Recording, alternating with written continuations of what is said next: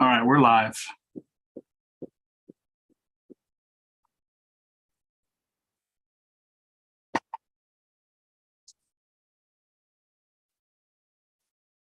All right, we're live. All right, got it.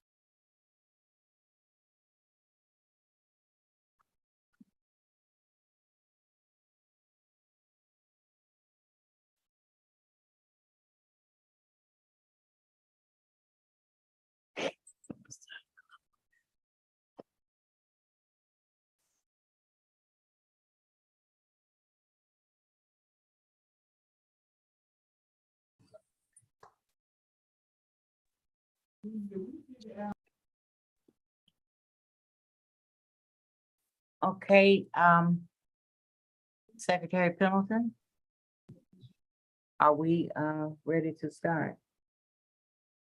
I believe we are. In a quick second. To check everyone's on.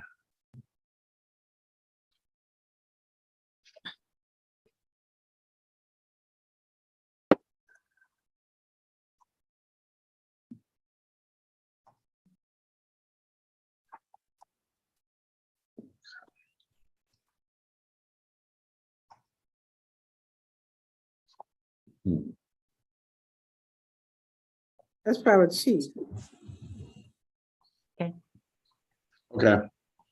All right, good afternoon and welcome. The September 15, 2022 meeting of the Tennessee State University Board of Trustees is now called to order. We're meeting today electronically. We recognize that we are still dealing with COVID-related issues and will continue to monitor and take precautions to ensure the health and safety of the board members and the university staff. Before we get started, I first want to welcome our new student trustee, Mr. Sean Wimberlin. Sean is on. We welcome you. And also, you know that at our last board meeting, the board appointed Mr. Wimberlin to serve a one-year term as student trustee. And Trustee Wimberlin succeeds Ms. Tiara Thomas, who served 2 terms as student board trustee. She did a fantastic job. We appreciate the input that she gave us while she was on the board and her service to the board. She was very instrumental in providing a different perspective on a number of issues from a student perspective so the board could better understand what was being done. Ms. Thomas, I believe you are on. Would you like to have some comments, please? Yes, ma'am. Hello, everyone. I just want to say that I'm grateful for this opportunity. I really enjoyed the past 2 years that I had to spend on the board. I learned quite a bit that will help me in my future endeavors.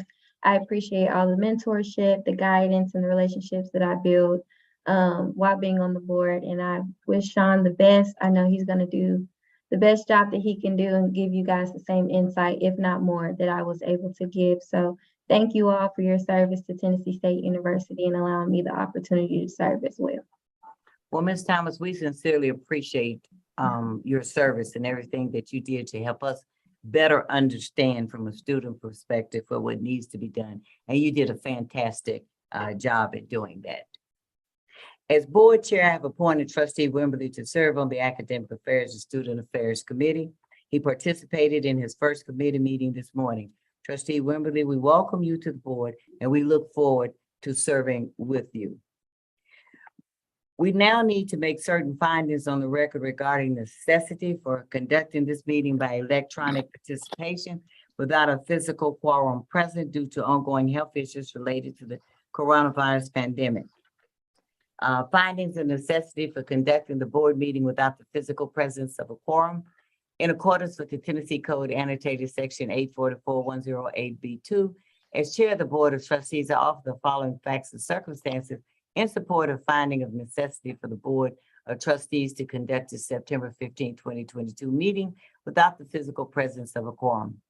The board is scheduled to take up important board matters which require timely action by the board, including but not limited to receiving reports on housing and athletics, approving the board's meeting calendar, approving the modifications of an academic program, and hearing for the president and the board chair. Participation by electronic means is necessitated by ongoing health and safety issues pertaining to COVID-19 pandemic and travel-related issues. Accordingly, I move that the board find that participation by a quorum of the board members by electronic means of communication is necessary. Is there a second? Second. The question is on the motion to find that participation by a quorum of the board members by electronic means of communication is necessary. Secretary Pendleton, please call the roll. Trustee Cole, Yes. trustee Corbell, Aye. trustee Andre Johnson, trustee William Johnson, Aye. trustee Lewis, Aye. trustee Martin, Aye. trustee McKenzie, trustee Pinnick, Aye. trustee Walker. Aye. That's 5 ayes. Okay, the motion carries. We will proceed with the meeting with the quorum being present. At this Sorry, time, that's 7 ayes. I'm sorry. 7 ayes, I'm sorry. Okay, so we still have, with the quorum is established. We need any introductions at this point. Secretary Pendleton, I'm not sure I can see everyone. Is there anyone that you can see that I need specifically introduce? Not today. Okay, very good. All right, I also want to ask Dean Stevenson, would you please give us an indication? Yes, let's pray. God, we thank you for your blessings, your grace. We thank you for this opportunity to be in this meeting and to plan for our students in this institution. We thank you for the leadership and we thank you for the blessed opportunity to serve students, faculty, and staff. We ask that you bless this meeting and all that we put our hands to do. In your name we pray, amen. Amen. Amen. Thank you. As you will note in your board materials for today's board meeting, we have several items on the agenda today. The next item listed on your agenda is the roll call declaration of a quorum. At this time, we need to call the roll. Secretary Pendleton, please call the roll. Trustee Cole, Here. trustee Corbell, Here. trustee Andre Johnson, trustee William Johnson, Here. trustee Lewis, Here. trustee Martin, Here. trustee McKenzie, trustee Pinnick, Aye. Here. trustee Walker, Aye. Here. and trustee Wimberly. Aye. Okay, we have a quorum. Okay, thank you. Board members, if you cannot hear or speak to the other board members, please state so now. For each board member participating electronically, please identify any individuals who are present in the location for which you are participating. The first action item on the agenda is the approval of the minutes of the June 16, 2022 board meeting. You have in your September 15, 2022 board materials, the minutes for the June 16, 2022 board meeting. Is there a motion to approve the minutes of the June 16, 2022 board meeting? So moved. Is there a second? Second. Any discussion? Hearing none, the question is on the motion to approve the minutes of the June 16, 2022 board meeting as contained in the board materials for the September 15, 2022 board meeting. Secretary Pendleton, please call the roll. Trustee Cole, Yes. trustee Corbell, Aye. trustee Andre Johnson, trustee William Johnson, Aye. trustee Lewis, Aye. trustee Martin, Aye. trustee McKenzie, trustee Pinnick, Aye. trustee Walker. Aye.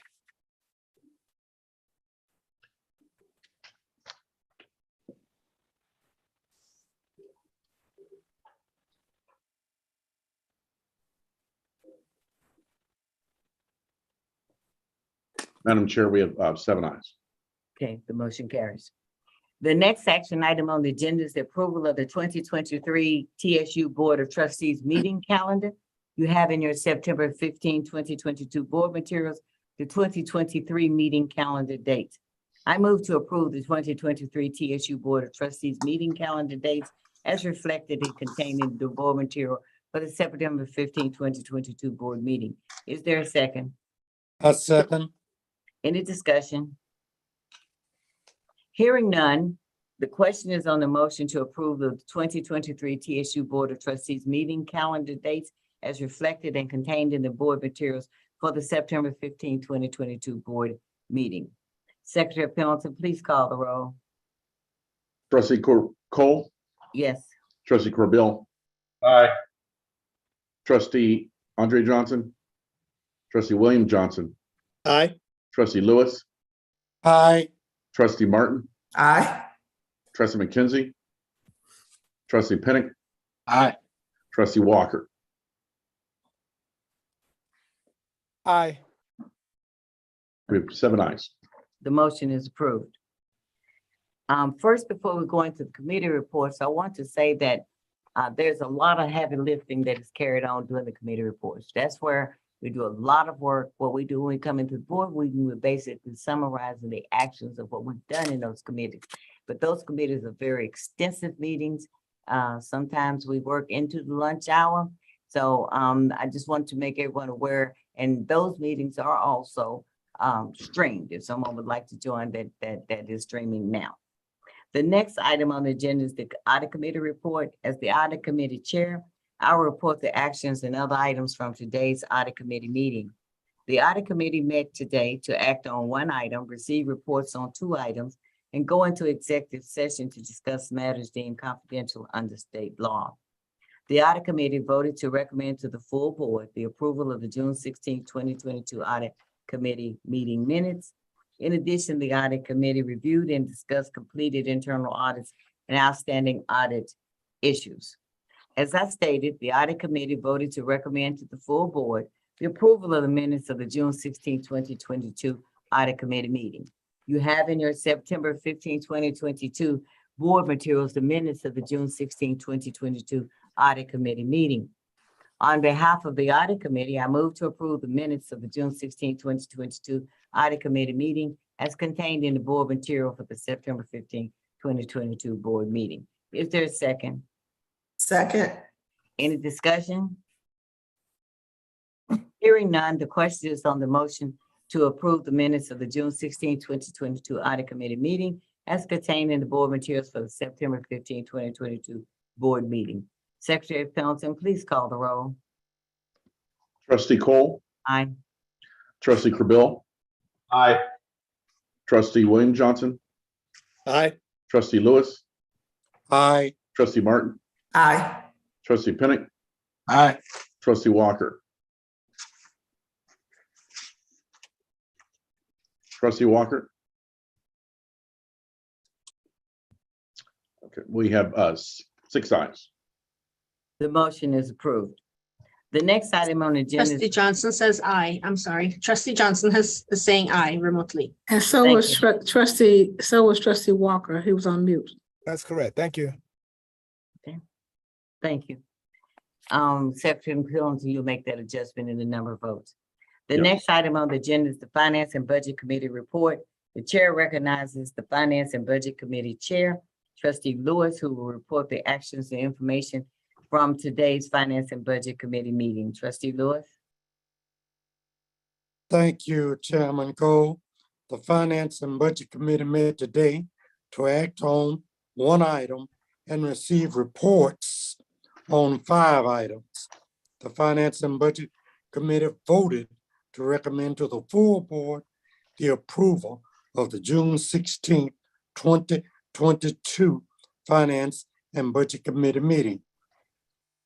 Additionally, President Glover and her team provided reports on the university budget update, construction and facilities update, and the CARES Act funding.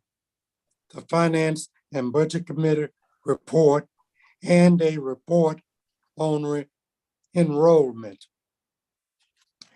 As I stated earlier, the Finance and Budget Committee voted to recommend to the full board the approval of the minutes of June 16, 2022 Finance and Budget meeting. You have in your September 15th board materials the minutes of the June 16th, 2022 Finance and Budget Committee meeting. On behalf of the Finance and Budget Committee, I move to approve the minutes of the June 16, 2022 Finance and Budget Committee meeting as contained in the board materials for September 15, 20 board meeting, September 2022 board meeting.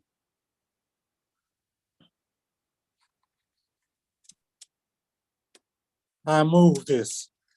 Sorry, I was on mute. Second. I'm sorry. Is there a second? Second. Any discussion? Hearing none, the question is on the motion to approve the minutes of the June 16, 2022 Finance and Budget Committee meeting as contained in the board materials for the September 15, 2022 board meeting. Secretary Pendleton, please call the roll. Trustee Cole, Aye. trustee Corbell, Aye. trustee Andre Johnson,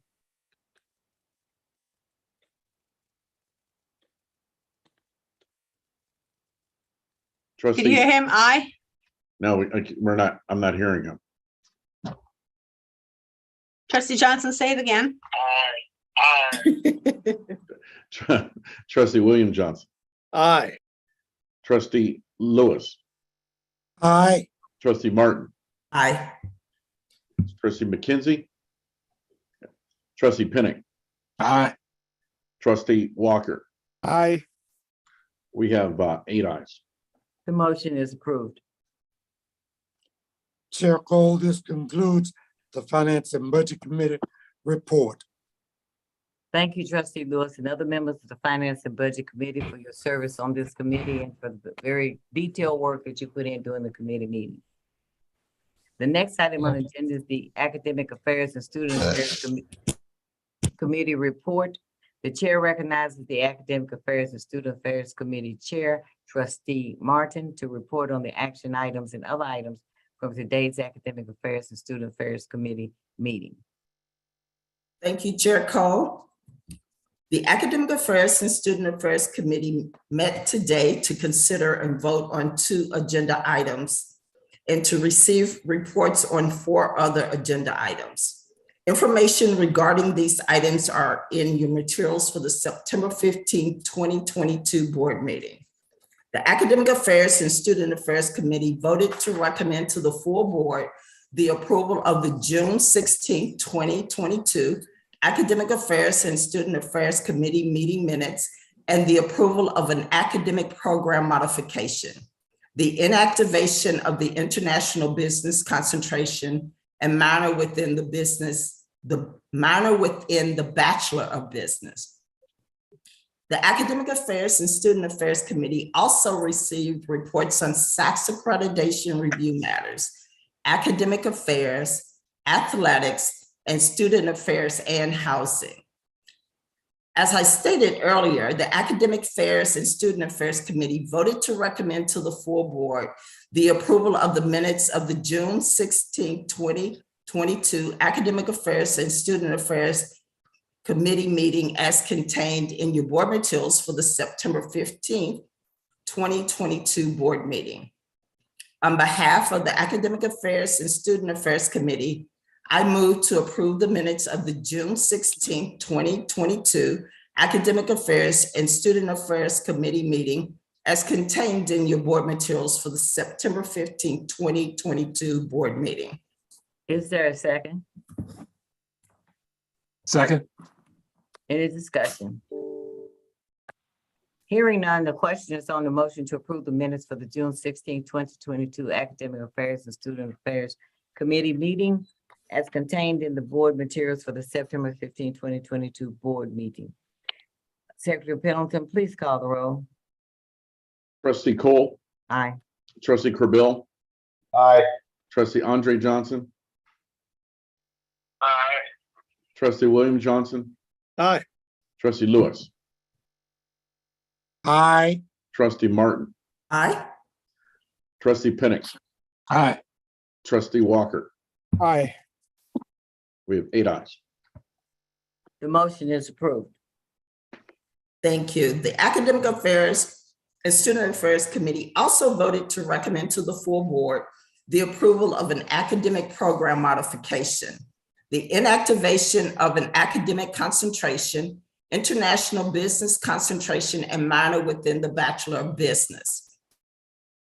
On behalf of the Academic Affairs and Student Affairs Committee, I move to approve an academic program modification, the inactivation of an academic concentration, the international business concentration, and minor within the Bachelor of Business as contained in your board materials for the September 15, 2022 board meeting. Okay, is there a second? Second. Any discussion? Hearing none, the question is on motion to approve the academic program modification, the inactivation of an academic concentration, internal business concentration, and minor within the Bachelor of Business as contained in the board material for the September 15, 2022 board meeting. Secretary Pendleton, please call the roll. Trustee Cole, Aye. Trustee Corbell, Aye. Trustee Andre Johnson, Aye. Trustee William Johnson, Aye. Trustee Lewis, Aye. Trustee Martin, Aye. Trustee Pinnick, aye, Trustee Walker. Aye. 8 ayes. The motion is approved. Chair Cole, that concludes the Academic Affairs and Student Affairs Committee report. Thank you. Okay, thank you, Trustee Martin, and other members of the Academic Affairs and Student Affairs Committee for your great work on behalf of the board and for your very detailed dive into the issues during the committee meeting. The next item on the agenda is the Executive Committee report. As the chair of the board and chair of the Executive Committee, I will report the action and information items from today's Executive Committee meeting. The Executive Committee met today to discuss and vote on one action item and hear reports on 2 items. The Executive Committee voted to recommend to the full board the approval of the June 16, 2022 Executive Committee meeting minutes.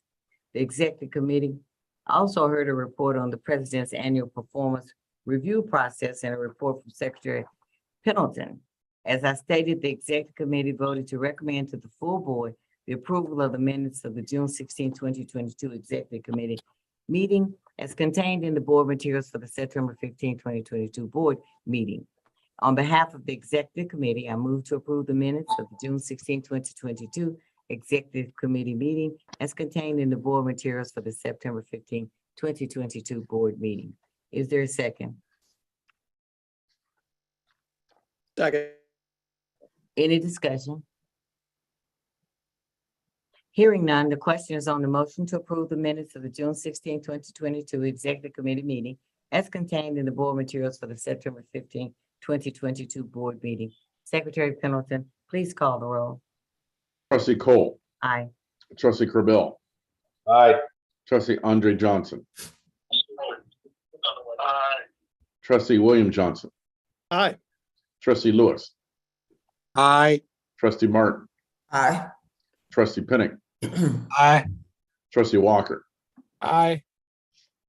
8 ayes. The next item of the motion. Excuse me, carries. Secretary Pendleton, just for the record, Trustee Obi McKenzie is on, but he's having problems. He seems to be muted on his end, but he's I'm on responding. now.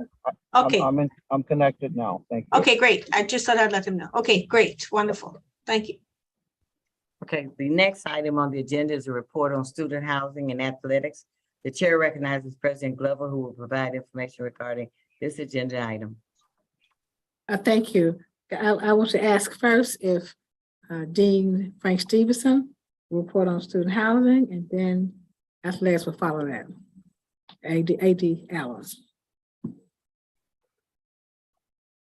Thank you, Madam President.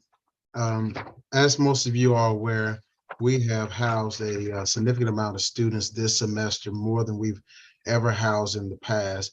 And We've had a lot of demand for students who have decided to live in campus provided housing as opposed to years before. Included in the package is some data associated with our housing trends and our numbers in terms of those that request housing versus in comparison to our capacity. The most exciting thing that happened this year was the opening of our new residence hall, which has 700 beds. We're very proud of this state-of-the-art facility that has a lot of flexibility for student living space. In this space, we are creating living learning communities such as the Dr. Levi Watkins programs, which is preparing students who will be working in the medical field. Also in the new residence hall, we have 4 different room designs. We have the single room, the double room, the semi-suite, and the apartment style living. 700 beds in this new facility, which increased our on-campus housing capacity from 2,960 beds to 3,660 overall beds. The university made a very intentional decision to house as many students as we thought we could house, and as many students that needed housing. And so that means we went over our on-campus capacity by 1,257 students in off-campus housing. These students that are living in off-campus housing are 7 different sites. We've created wraparound services, which includes shuttle service that run from 7 in the morning to 10:30 at night. We're making sure we have intentional support services for our staff at all of these institutions, security, and event planning and engagement opportunities at all of the off-campus sites. We're also looking at how we really address our housing moving forward and the increased demand and the demand we think we'll continue to have, as it is increasingly more expensive to live in this city than our peer institutions and in the other cities in the state. So we are leaning in on our housing master plan that will encompass how we increase our bed capacity up to 6,000 and to renovate 2 of our dorms, Rudolph and Hale, and to replace 4 of our legacy dorms. And so we're digging into that right now, and also our short-term plan while we're building these buildings to make sure we can continue to accommodate our students. And so again, we really are excited about student life. We're excited about having so many students that want to live on campus. We're excited about the increase that we've experienced and how we're going to take care and make sure the collegiate experience is not interrupted for these students. And so that concludes our report on housing. We're housing a lot of students, more than we've ever housed before, and we're committed to making sure that their experience is very unique. Thank you. May I ask a question? Yes. Is it likely that we will, over the next 3 years, continue to experience a shortage of student beds? Yeah, I think our demand for housing will continue to increase. So we're having to be very intentional about how we create opportunities for students to attend Tennessee State University and to have a safe place to stay. And so that's going to include some partnerships. That's going to include thinking outside the box. And so we're leaning into that very aggressively. But we anticipate that the housing market in Nashville will continue to do, all indicators is that it will continue to do what it's doing now. And that is squeeze those who just don't have the resources to pay those high dollar rent amounts. And so we have got to provide some opportunities. And obviously we know that doesn't happen overnight. And so we're working really hard, really diligently. We're thinking about different ways in which we can build buildings and get them up quickly, and how we engage with our community partners. We're thinking outside the box with public-private partnerships. That's been done at other universities like Kentucky State. And so we're thinking about how we can lean into that as well. I was you heard that. I'd like to speak with you about public-private partnerships, particularly for some local real estate entrepreneurs that I happen to know that have built housing, student housing with other campuses in the United States. And so offline, I'd like to talk about that specifically, particularly where there's land that is owned by Tennessee State, where in fact we might engage a private entrepreneurs with the equity in a transaction being the land that we already own for helping this ameliorate this issue, this problem. Yeah, thank you for sharing it. The one good thing that we have in our favor is that we do have land. So that's the one thing that we are pretty comfortable with, that we do have land. And so we welcome the opportunity for those discussions, and we certainly appreciate when those who are connected to the institutions can connect us to others in your circles, your business worlds, and help us to navigate this space. So thank you, Trustee McKenzie. Could you reach out to me, give me your contact information, like to discuss this offline, please? Yes, absolutely. Madam President, that concludes my report. Okay, thank you. Now, Dr. Mickey Allen. Yes, good afternoon, esteemed board members. I'd like to report on athletics. We embark upon our second year under head coach Eddie George. Our year started in Eastern Washington on September the 3rd as we face a powerhouse in Eastern Washington. They a national champion in 2010. We came up short. That was the first game, but we continued that momentum into the Southern Heritage Classic. I was proud of our young men, how they competed. We again fell short, but what I'll say is our guys and our young men are playing with a lot of discipline, and I'm pleased to see the progress of the program. We continue to revisit the things that have made this program great. We continue to link in with our alums, our football alums, and everybody seems to be pulling together one direction to make our program special again. And I'm pleased about that, and how the atmosphere was very electric in Memphis. There was a attendance announced of 51,000 plus. Our AOB performed fantastically. I thought they did an exceptional job. Our alums attended, and there's a lot of school spirit. And I think that our attendance numbers with our incoming freshmen and our enrollment, I'd like to think that athletics has had a huge stake in that, and we're all pulling together as one university, and we're doing our part here on the athletic side in terms of promoting the institution. I do want to bring forth a couple notable games for the 2022 football season. We will have a game this year after we take on MTSU this Saturday at 6 p.m. Our first contest will be at home in Hill Stadium.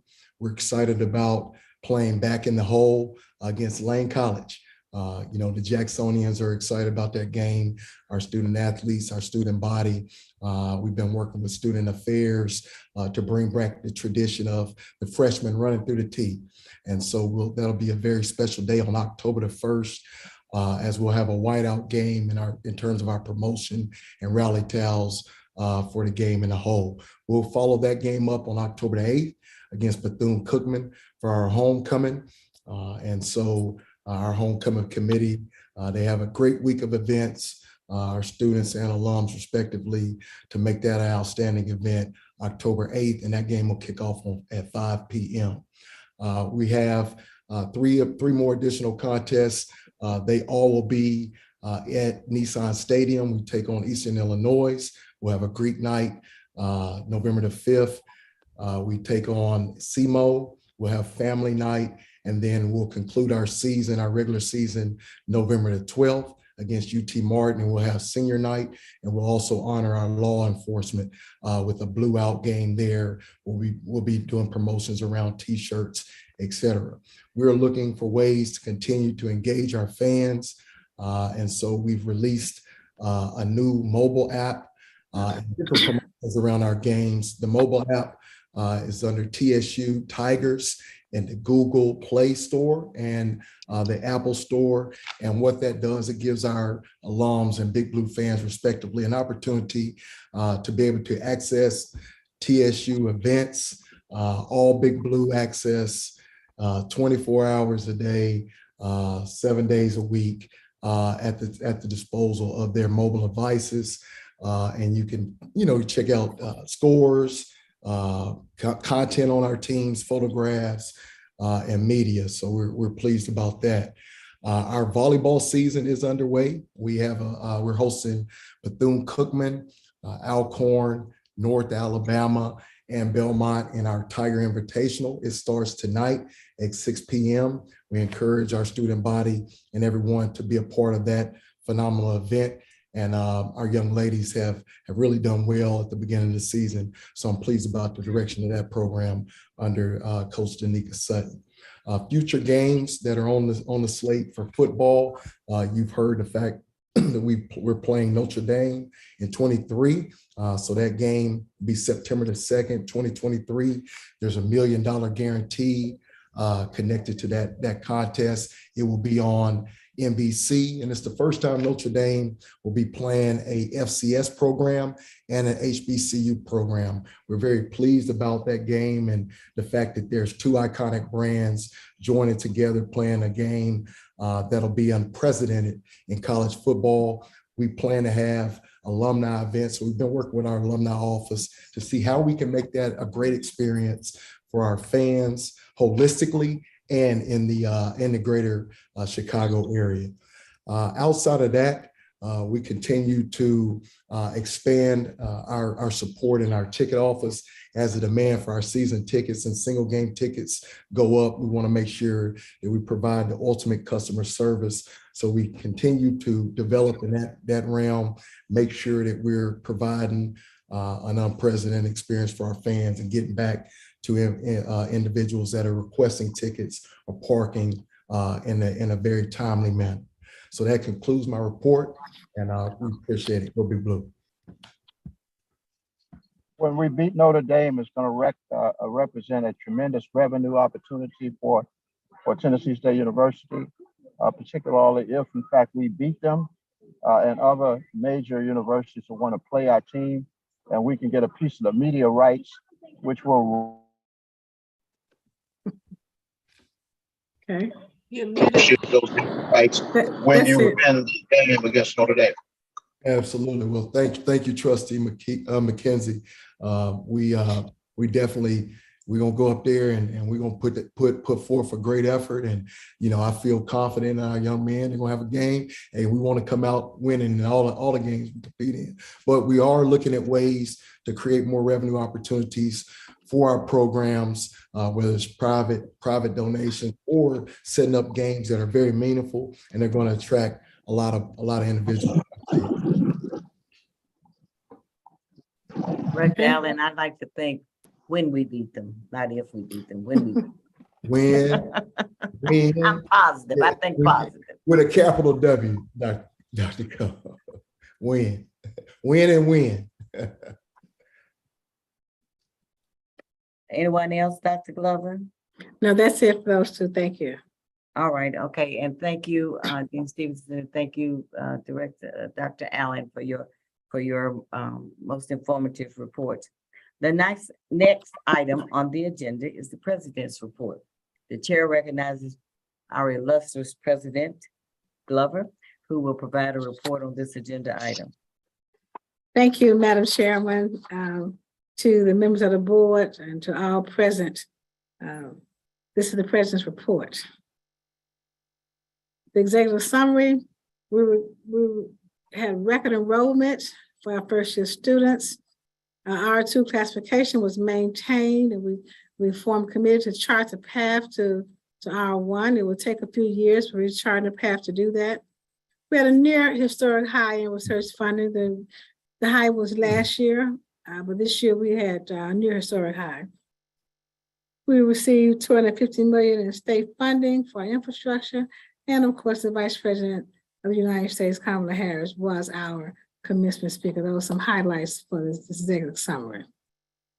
So the agenda is not very long. Recruitment, enrollment, a lot's already been said on that.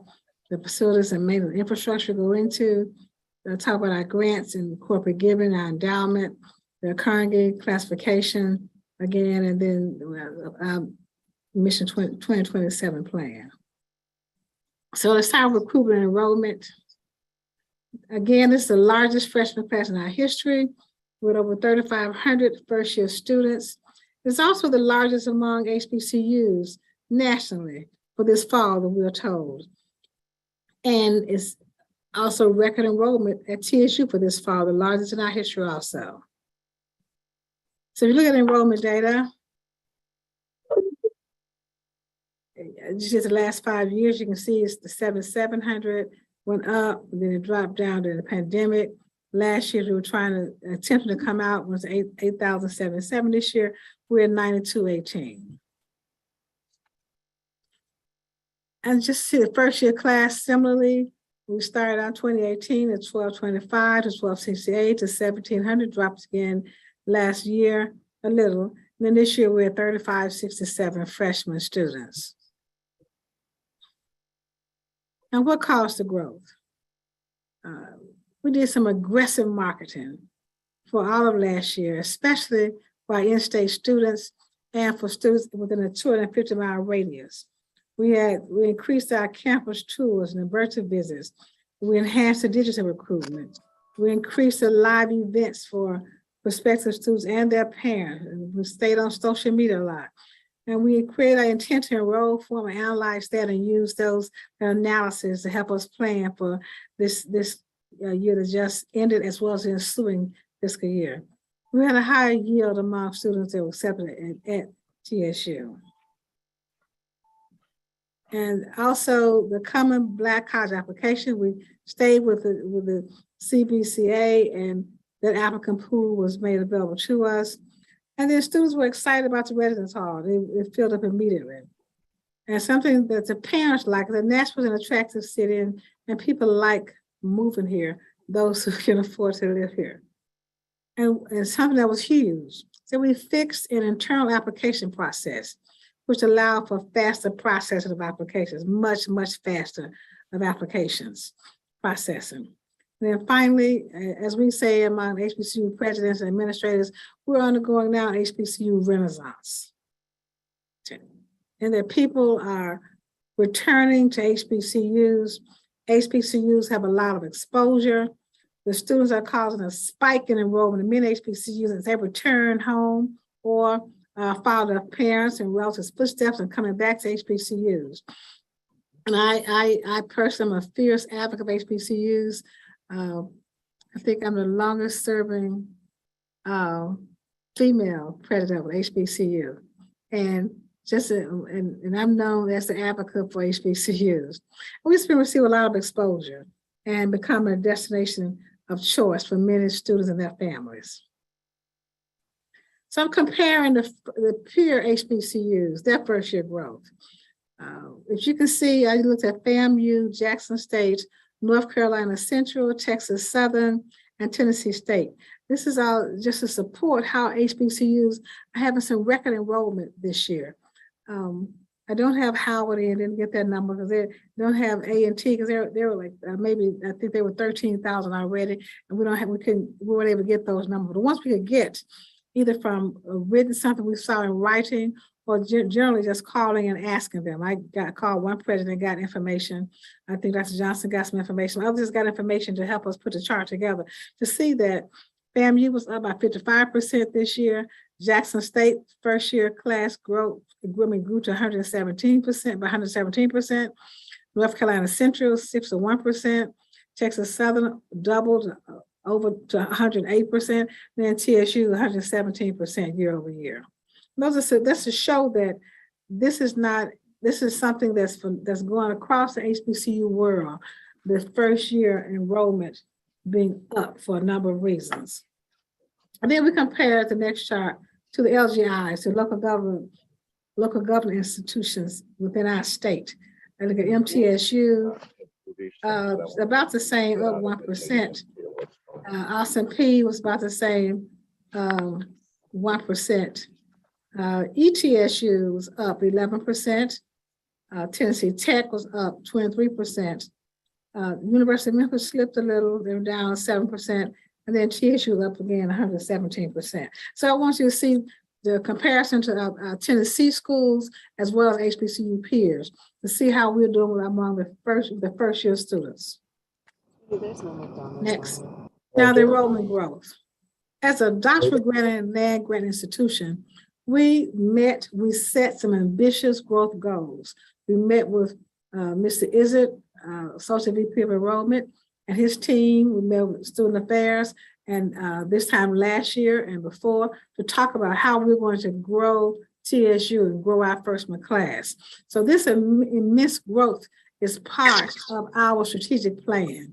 So when people say, oh, they miscalculated, whatever, just know that we have a planned growth model that we're implementing. And it's important to note also that we're attracting top quality students. We're looking for high performing students.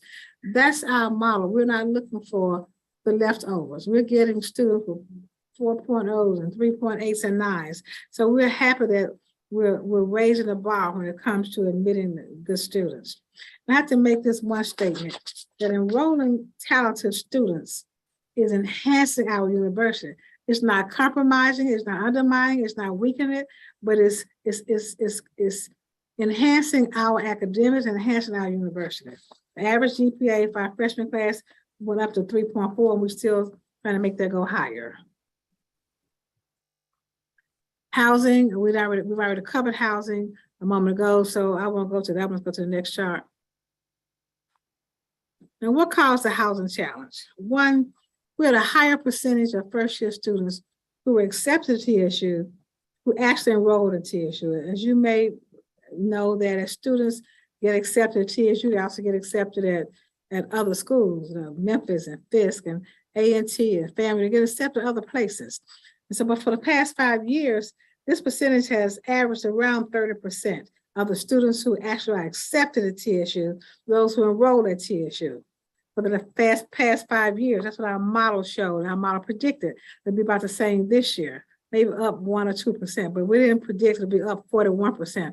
Our model suggested over the 5-year trends, it will be about 30 to 31%, but it was actually 41%. So that was the second big challenge.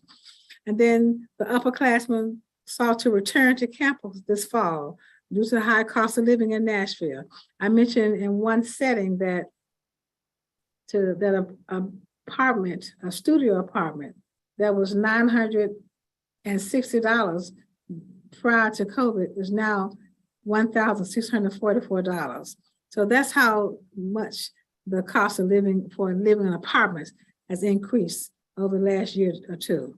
And then after COVID, you have students return to school from being home and being away. They're anxious to get back into a college setting and just to leave home in some respects. And finally, as I mentioned earlier, we're undergoing, we have termed the HBCU Renaissance. So we have some new facilities on campus. We mentioned new residence halls. We can go to the next chart. We already mentioned that one. Now, here are housing plans for spring 2023 and for fall 2023 for next year. We're going to continue with 2 hotels for spring 2023, and we'll continue the House of God for living quarters. We're going to use spaces through attrition, and there are some other preferred suggested locations. We are meeting with THEC in a few days. I believe it's one day next week, so that they could assist us as we think through and put together our strategy for the spring semester. We're also planning academically for an increase in the number of students. So we plan for that for this year. Now we plan for next year also. Going to facilities and maintenance, we did several repairs across the campus, various lighting, the improvements on the roads, painting, just some basic maintenance, facilities and maintenance. We have a lot more to do, but this is some of the things we're doing on campus now. So I mentioned we got the state appropriated $250 million for infrastructure updates. We have prepared a list of buildings and structures to start the repairs so that we could work with the state of Tennessee on that. We're starting on Davis, Humanities, Boswell, and H. Love buildings. So they're submitted initially to them and some others that we're we filled out the schedule as required. And this would significantly reduce our deferred maintenance, which is something that we really, really need. So moving on, we were able to do salary increases this year of 6% for the faculty and the staff effective July 1. Mr. Doug Allen and I met over a period of 2 to 3 days trying to figure out how we could squeeze a 6% salary increase.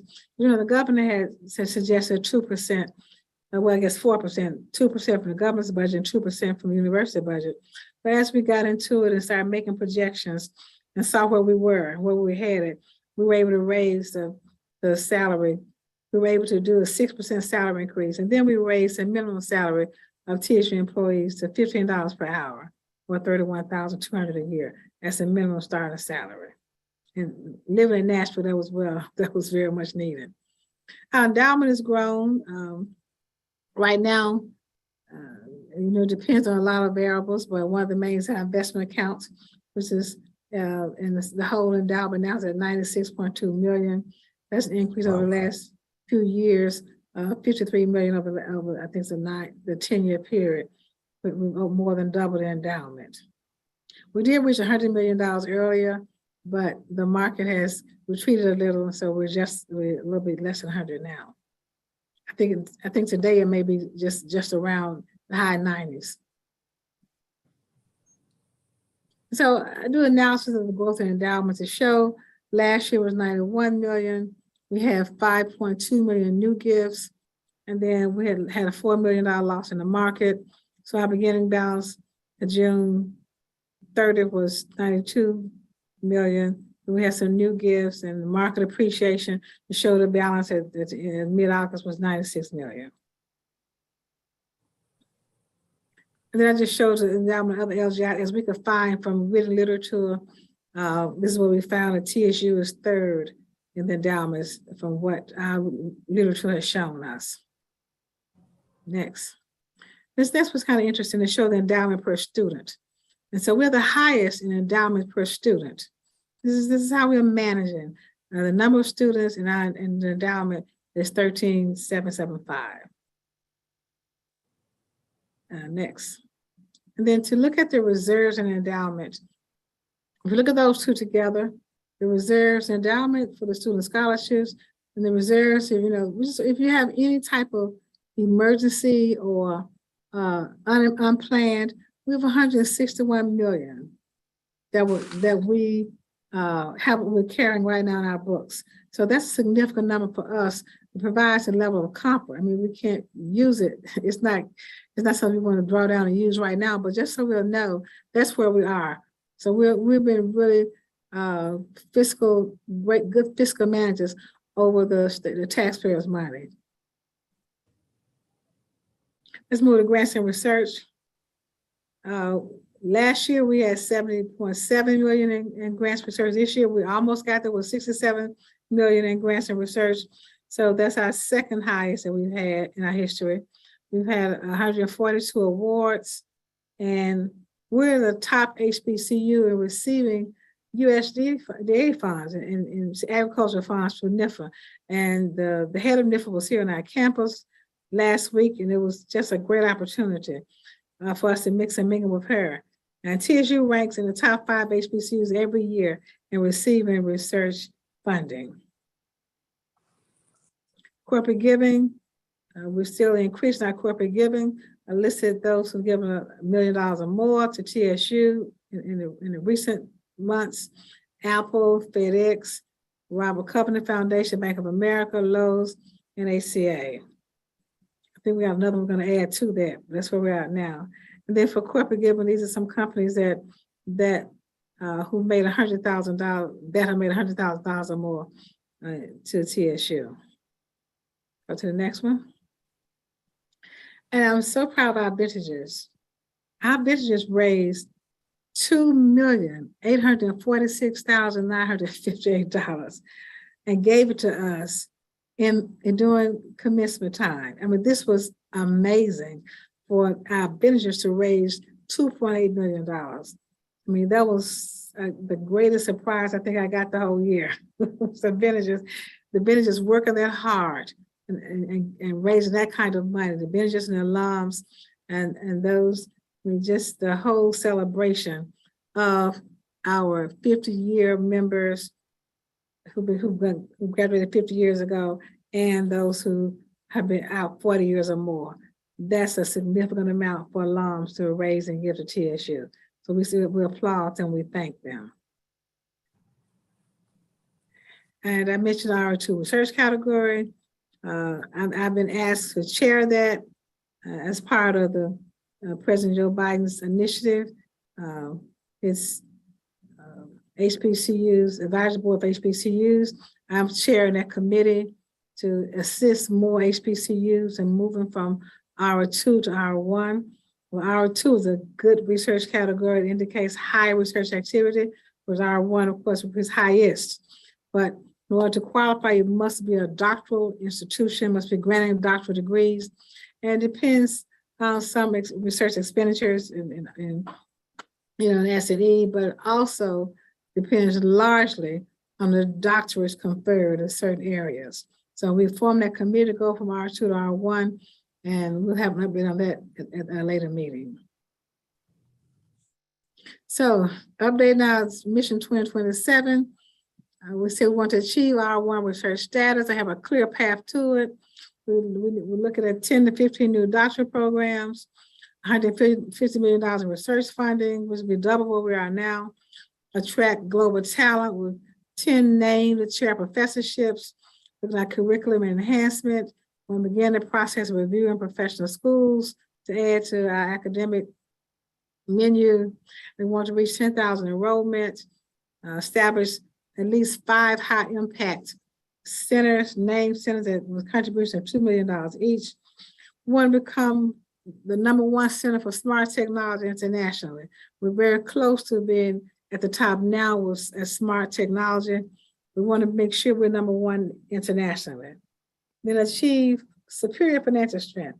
I talked about the endowment and reserve. We want that number to grow to double our endowment and make sure we have enough 75 million in reserves. And they want to continue to develop the downtown campus. That in essence our strategic plan that we put together this time last year. So we said we want to grow to 10,000 for enrollment. We thought that's what we'd be able to handle. So we're 9,200 now. So we're on the way to reaching the goal that we have set for our growth. So again, when you hear that we did not plan for our growth, is a part of our strategic plan to grow to 10 million students that we've said for the last 2 years. And that's going to be the next name center. We said 5 high impact name centers. Let's go to the next slide. That would be a combination of, we listed about 5 or 6. It looks like that's 7 centers with entrepreneurship, economic development, race and justice center, artificial intelligence, something on climate change, public health and health equity, research and learning sciences, and law and governance. Different centers we're trying to establish with some endowments of $2 million each to start. That's where we are with our Mission 2027. Let me summarize it once more. Enrollment is up. Endowment reserves have climbed to an all-time high of 161.4 million. We're now #1 in terms of endowment per student FTE among LGIs. And our research sponsored programs funding is high again this year, over 67 million. Then we had our 2 new residence halls that opened. So the news is good. We had a snafu with housing. We're trying to get housing back under control because we had so many students who wanted to live on campus. We didn't have enough housing for them, but we managed. We appreciate the building that the SBC allowed us to use hotels as well as to continue to use the House of God. And so that's a good thing that we're growing. We're managing our growth. We're not going to let it be a negative, no matter what we may hear or see, or even see on Fox 17. It is a good thing when you grow and you grow in the right way. So we appreciate how hard everybody has worked to contribute to the growth of TSU. We appreciate how the board has helped us in this growth and raising money. So we thank you for all that you have done, and I appreciate this moment to update you on the president's report. And that's it. I thought I'd end with that with a nice chart of having the Vice President of the United States on our campus. That is so significant that the Vice President of the United States is on our campus, speaking our commencement. So I thought I would end with that graphic. Thank you very much.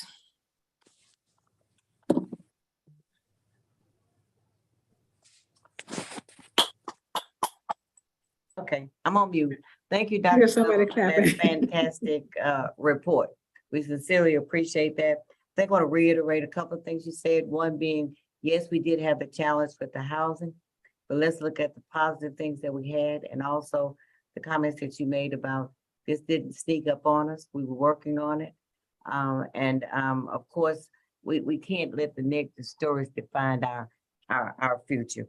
And we are working on, we have tremendous plans we're working on in terms of making sure that our students that are off campus are engaged, and also a great plan about continuing our branding and improving where we are with that, because I don't diminish the challenge we have with housing at all, but the growth, the academic quality of the students, etc., is a story that we will be telling that will put the perspective of exactly where we're going.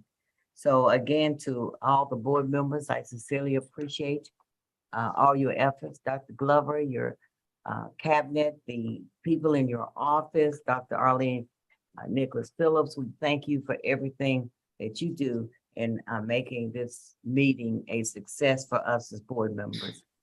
I want to recognize again Mr. Sean Wimberly Jr.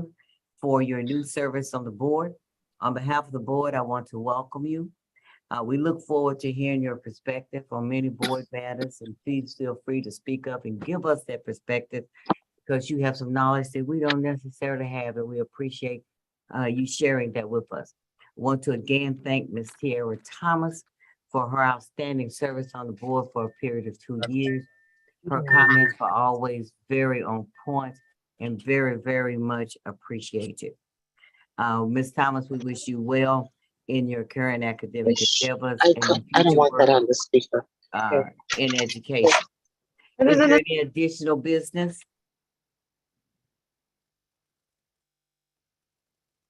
If there is no additional business, I will entertain a motion to adjourn the meeting. So moved. Second, is there a second? Okay, Secretary Pendleton, please call the roll. Trustee Cole, Aye. trustee Kerbill, Aye. trustee Andre Johnson,